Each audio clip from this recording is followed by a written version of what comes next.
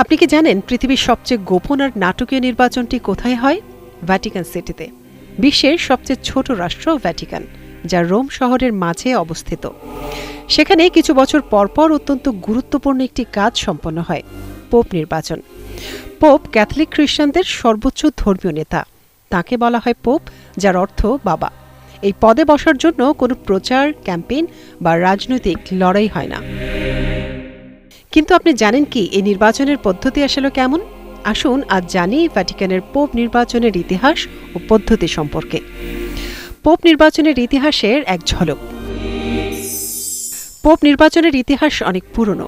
খ্রিস্টান ধর্মের প্রথম যুগে পোপ নির্বাচনের কোনো নির্দিষ্ট পদ্ধতি ছিল না। প্রাথমিক সময়ে এটি ছিল কিছুটা অনানুষ্ঠানিক। তবে 1115 সালে প্রথম পোপ নির্বাচনের একটি নির্দিষ্ট নিয়ম তৈরি হয়, যার ফলে ভবিষ্যতে সব পোপ নির্বাচন একই ধরনের পদ্ধতিতে পরিচালিত হতে থাকে। তবে পোপ নির্বাচনের আধুনিক পদ্ধতি একেবারে 1274 সালে প্রতিষ্ঠিত হয়, যখন দ্বিতীয় ল্যাটারান সভা এটি আনুষ্ঠানিকভাবে ঘোষণা করেছিল যে পোপ নির্বাচন শুধুমাত্র কার্ডিনালদের দ্বারা হবে। সেই থেকেই আজকের পোপ নির্বাচনের ঐতিহ্য গড়ে ওঠে।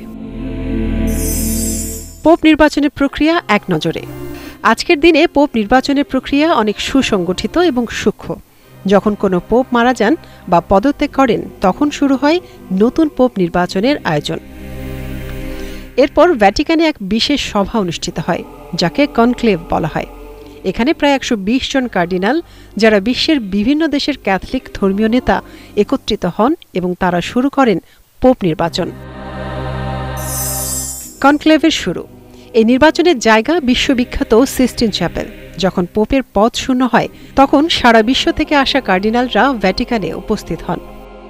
এরা একত্রিত হয়ে শুরু করেন গোপন আলোচনা, যাতে এক একটি সিদ্ধান্ত বিশ্বব্যাপী ক্যাথলিকদের ধর্মীয় ভবিষ্যৎ নির্ধারণ করতে পারে।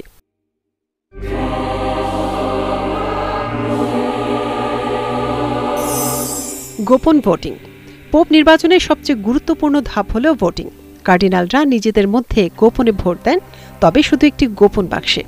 ভোটে কোনো প্রার্থী যদি মোট ভোটের 3 ভাগের 2 ভাগ ভোট পেয়ে যান, তবে তিনি নির্বাচিত হন। আর যদি কেউ নির্বাচিত না হন, তখন ভোট পুনরায় নেওয়া হয়। কালো বা সাদা ধোঁয়া। পোপ নির্বাচনের সবচেয়ে মজার এবং ঐতিহাসিক অংশ হল ধোঁয়া।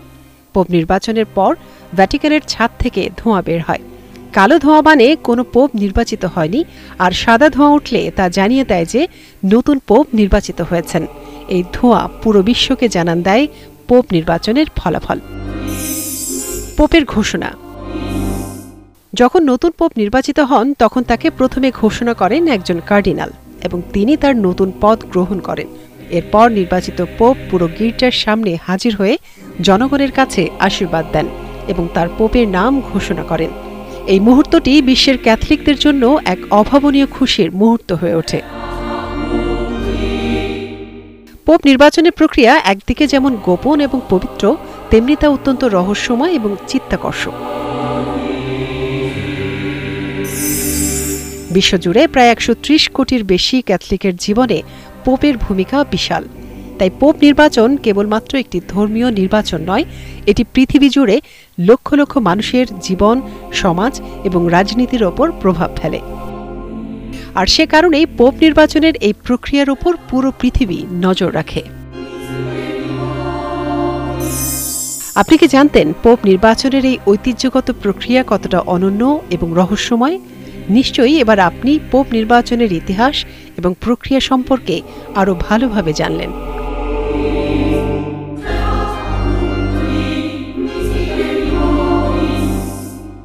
Hello viewers, hope you enjoyed the video.